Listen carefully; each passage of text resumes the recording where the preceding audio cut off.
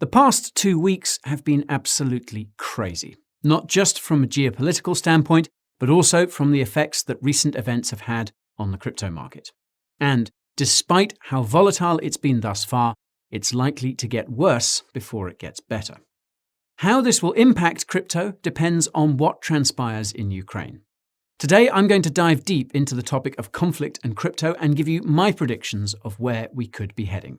Don't go anywhere.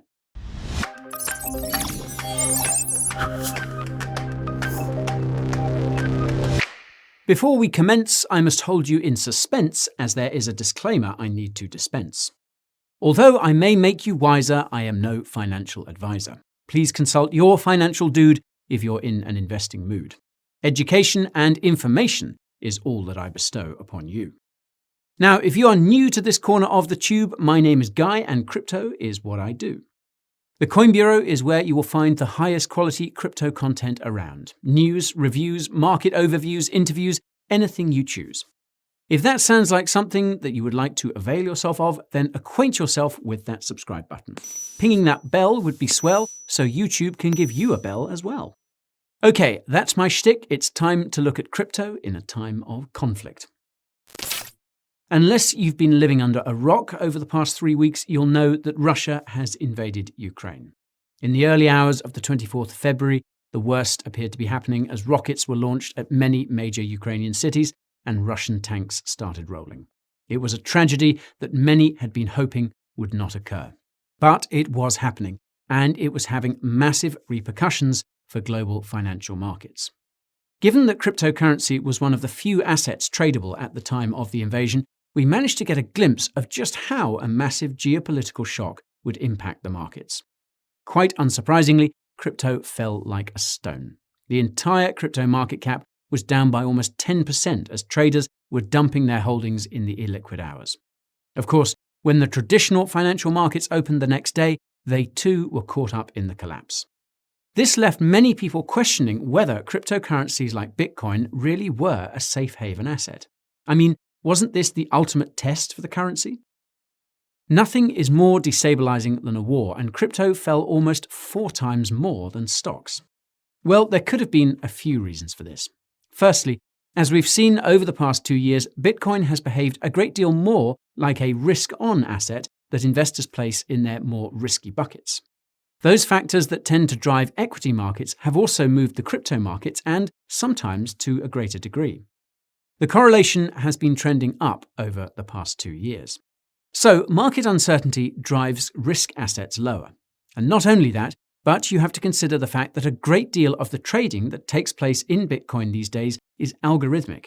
It reacts to market data, and these automated trading firms will buy or sell Bitcoin based on key data, trends, or other stats. Algorithms do not make a decision based on the fundamental value of Bitcoin or crypto. They merely trade based on dynamic and complex mathematical algorithms. War equals uncertainty. Uncertainty equals equity sell-off. Equity sell-offs generally impact on the crypto markets. Sell Bitcoin. Now, sometimes these algorithms take into account the beta of crypto to stocks. Without getting too technical, beta is a measure of how much an individual asset is likely to move based on the moves of the underlying market. It's basically a measure of the sensitivity of a particular asset to the broader market. I'll leave a link to this page in the description for you. Anywho, Bitcoin has a higher beta than most other asset classes, and when equity prices move by a certain percentage, crypto is likely to move many magnitudes more. When Russia invaded Ukraine, equity futures tanked, and these trading algorithms perhaps picked up on that and sold crypto in anticipation. On top of these algorithms, you also have to consider generally weak-handed investors who sold because they worried crypto was going to fall further. This, of course, helped feed the fall further, especially at times when the market was more illiquid. And finally, you also have to consider the impact that leveraged liquidations have on the market.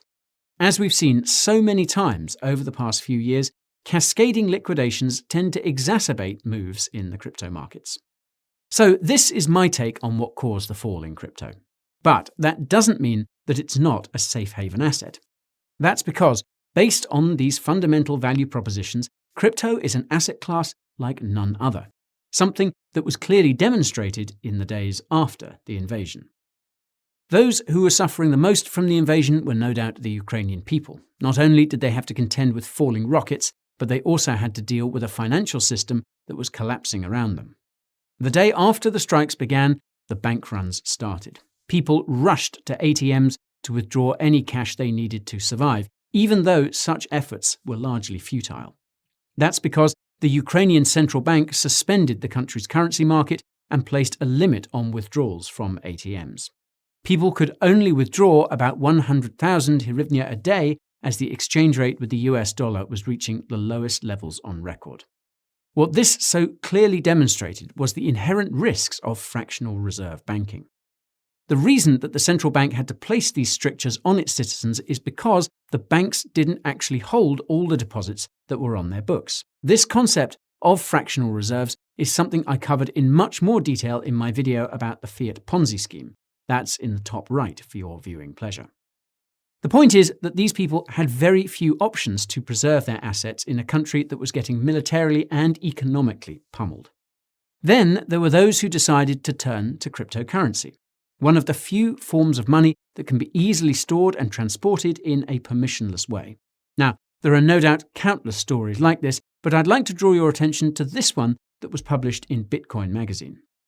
It was about a refugee who had to escape Ukraine but had very little fiat in his pocket when he ended up in Poland, about $600 worth. However, he did happen to have Bitcoin. He fled Ukraine with a USB drive and a piece of paper. He was then able to take this Bitcoin to an ATM in Poland and exchange it for cash that would tide him over for the next few weeks. An incredible example of a use for cryptocurrency in times of war and mass evacuation, and perhaps one of many. It's not just citizens who were using cryptocurrency to save themselves either.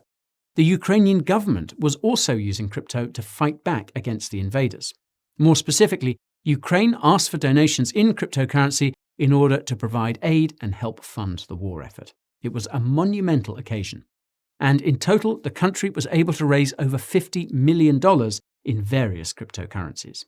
Now, this shows two things. Firstly, how generous the crypto community is. But more importantly, that in times of war and strife, a country can actually raise funding in a quick, effective, and direct way through cryptocurrency. The end result of all this demand for both buying crypto in hryvnia from those protecting savings and those selling crypto to convert into hryvnia to live led to some of the largest trading volume we've seen on the pair in months. This can easily be seen by the volume charts over here that were published in an Arcane research report. This is for both the Bitcoin and Tether pairs on Binance. So it's quite clear that in times of crisis, crypto worked for those who were most directly impacted by events. But it wasn't only Ukrainians who turned to crypto. One result of the invasion of Ukraine was, of course, the monumental and crippling sanctions that were imposed on the Russian economy. These included not just export controls and import embargoes, but also immense pressure on Russia's financial system. For example, the Russian central bank pretty quickly learned that the $640 billion of foreign exchange reserves that it had were a theoretical construct. That's because the vast majority, 60%, of those reserves were held at foreign central banks and were therefore subject to seizure. Talk about the benefits of self-custody. So the funds that Russia thought it had to shore up the ruble were useless to the central bank at this point. On top of this, we learned that Western countries embarked on the nuclear financial option, which was, of course, to kick Russian banks out of SWIFT. This basically meant that these banks were no longer able to send payments abroad using this international banking messaging system. These measures led to a massive collapse in the value of the ruble. And like their Ukrainian counterparts, Russian citizens ran to their banks and ATM queues formed all over the country. Given the lack of reserves to shore up the ruble, the Russian central bank had to impose capital controls. These are designed to keep rubles within the country. Of course, there were no controls on Russia's access to cryptocurrency. Despite the fact that the central bank is not a fan of crypto, Russians know the need for a store of value. A store of value away from a currency that was falling through the floor. It's not only about protecting purchasing power either. The most recent actions by financial service providers came from Visa and MasterCard, who said that they would stop offering services within the country. That's the inherent problem with using permissioned mediums of exchange. Needless to say, crypto may emerge as a way for ordinary Russians to transfer that value. Now, moving back to that arcane research report, you can see that the ruble trading volume was also at the highest levels that we've seen this year. This was for both USDT as well as BTC. So it was pretty clear that cryptocurrencies were acting as a lifeline for both the Ukrainians and Russians in a time of war. However, given that financial sanctions were involved, this naturally led many governments to consider whether crypto could be used to evade them. The reason for these concerns is, of course, crypto's permissionless nature. As we've seen with those trucker protests earlier this year, freezing assets is only effective for those assets that are custodied with someone else. The amount of FUD that was raised about the potential of sanctions evasion with crypto has been immense. The mainstream media teamed up with politicians and regulators to drive this narrative. That despite the fact that crypto was being used to help people in Ukraine. Not only did you have your regular anti-crypto zealots jump in, but also some pretty powerful people, including Jerome Powell himself. Now, nearly all the countries that were implementing these sanctions were looking at ways of clamping down on crypto given its potential to evade sanctions. From the EU to the US, Japan to the UK. This has even led to calls from many people for centralized exchanges to block accounts for Russian users, a scorched earth tactic, in my opinion. What's important in these times, of course, is to actually take a step back and analyze whether these concerns are indeed justified. Can Russia really evade sanctions with crypto? Well, this is something that I've covered in both my Telegram channel as well as my weekly newsletter, but I think it's worth breaking down further over here.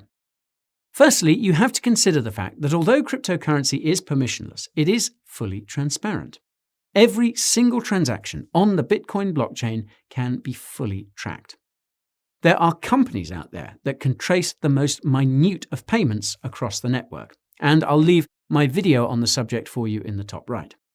The US can very easily sanction, and has in fact done so, any crypto addresses that have been tied to the Russian government. Therefore, the moment that any crypto leaves those wallets, it'll effectively be worthless as no one will want to buy it. In fact, no one would want to interact with that wallet full stop. That's because if they did, they would be aiding in sanctions evasion, and the penalties for that are severe.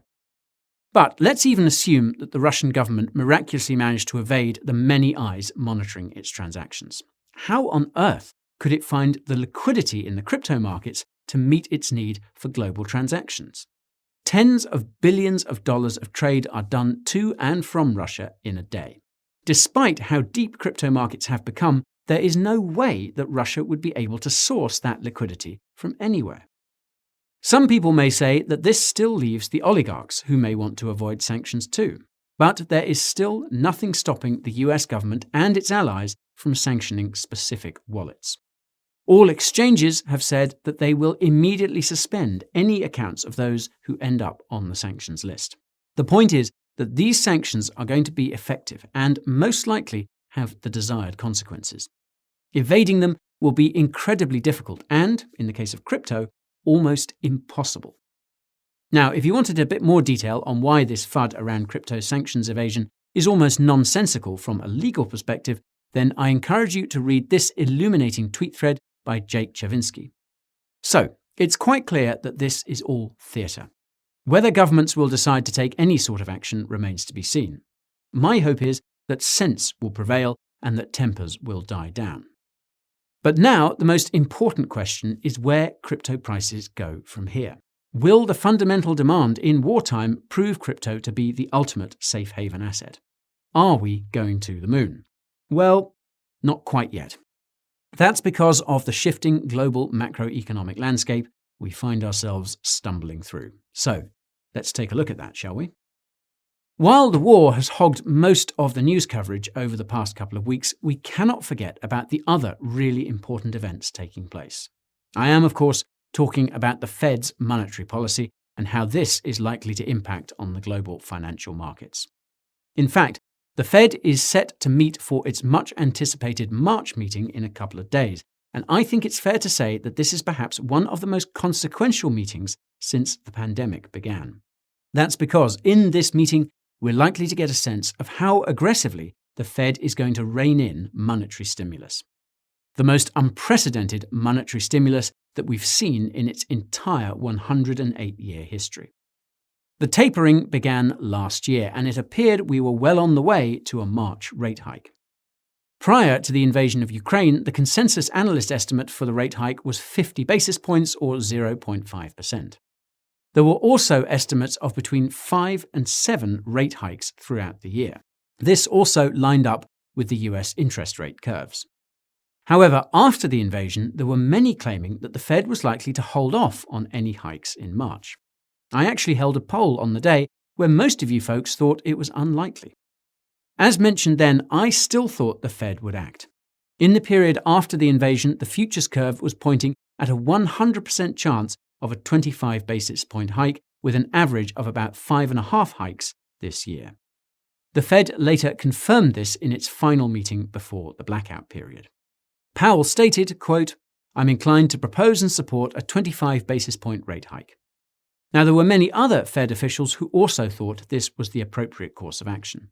So, it appears that we are going to see that long-awaited rate hike. Given that this was coming in at expectations, it means that the markets took it in their stride. Now, of course, how markets react going forward will depend on whether anything were to crop up that could force the Fed to change its course of action. And one of the most pressing concerns for the Fed right now is not really the invasion, but inflation, a topic that has permeated all of society and has left the Fed and all the transitory talkers flat-footed. If inflation is even higher than expected, this could mean that the Fed may be forced to act more aggressively and raise interest rates faster. Higher interest rates, of course, mean a sell-off in risk-on assets, of which Bitcoin is a prime example.